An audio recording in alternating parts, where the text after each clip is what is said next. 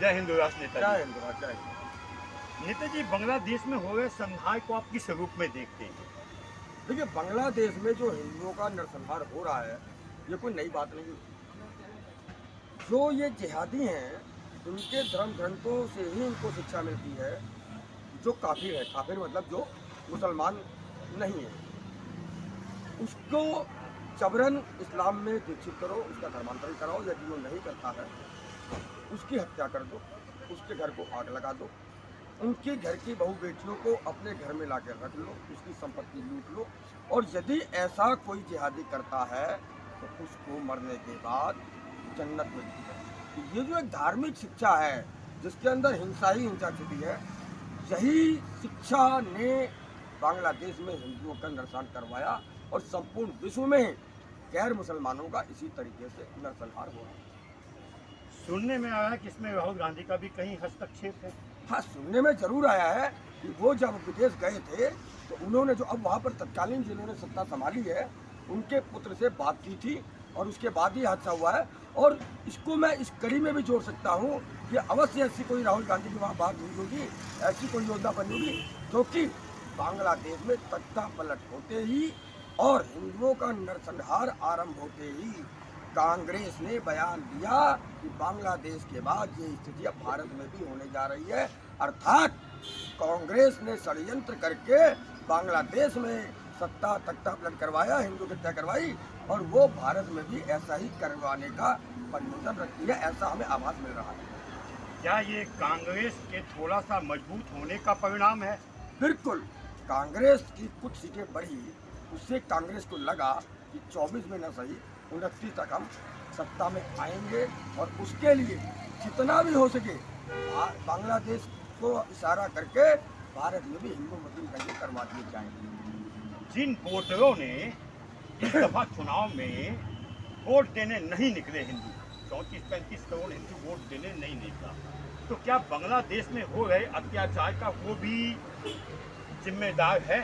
देखिए, भारत दुनिया का एकमात्र ऐसा देश है जो हिंदुओं का देश है। इसके अलावा विश्व में हिंदुओं का एक भी देश नहीं है। और विचित्र बात है कि भारत का हिंदू एकजुट नहीं है, एक नहीं है।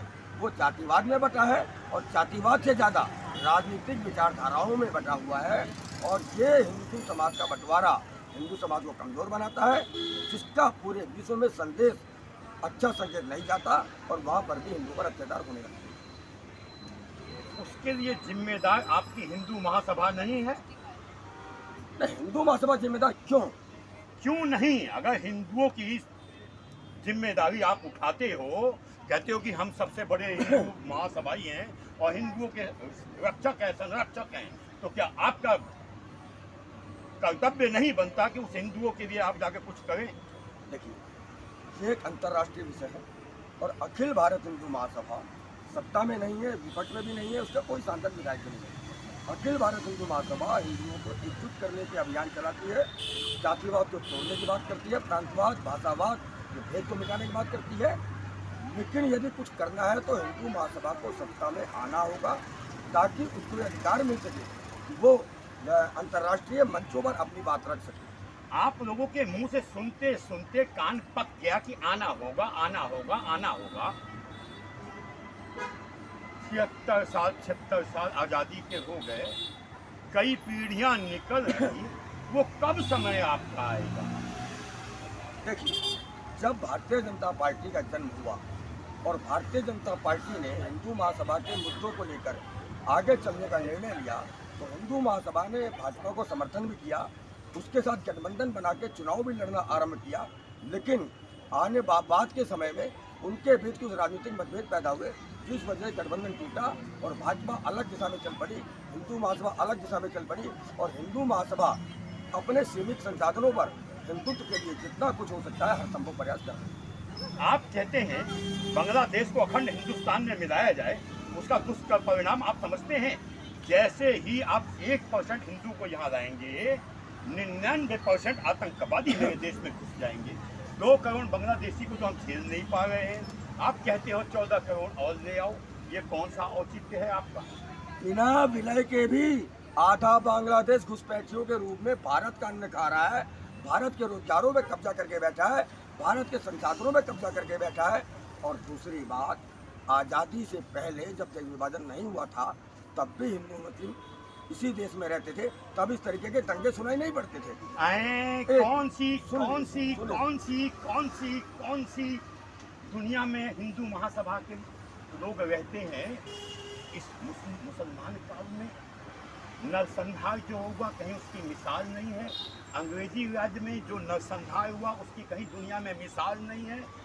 ये जलियांवाला बाग तो छोड़ो, जो खुल गया तो कौन से स्तंभ में जब नेहरू हुआ तो 47 में नरसंहार हुआ। हिंदुओं का नरसंहार कब नहीं हुआ? आप जिस नरसंहार की बात कर रहे हैं वो देश विभाजन के बाद ही हुआ है, यानी कि पाकिस्तान निर्माण से पहले। वास्तविक हिंदू मुस्लिम जो दंगे आरंभ हुए भारत में वो पाकिस्तान निर्माण के बाद हुए, उससे पहले इस तरीके के दंगे नहीं होते। हाँ, धर्मांतरण की घटनाएं अवश्य होती थी, लेकिन इस तरीके के नरसंहार की घटनाएं सामने नजर नहीं दिखाई पड़ती थी, क्योंकि उस समय वो हिंदू अपने स्वतंत्रता के लिए लड़ रहा था और मुसलमान अंग्रेजों से अपने इस्लामिक राज्य के लिए लड़ रहा था।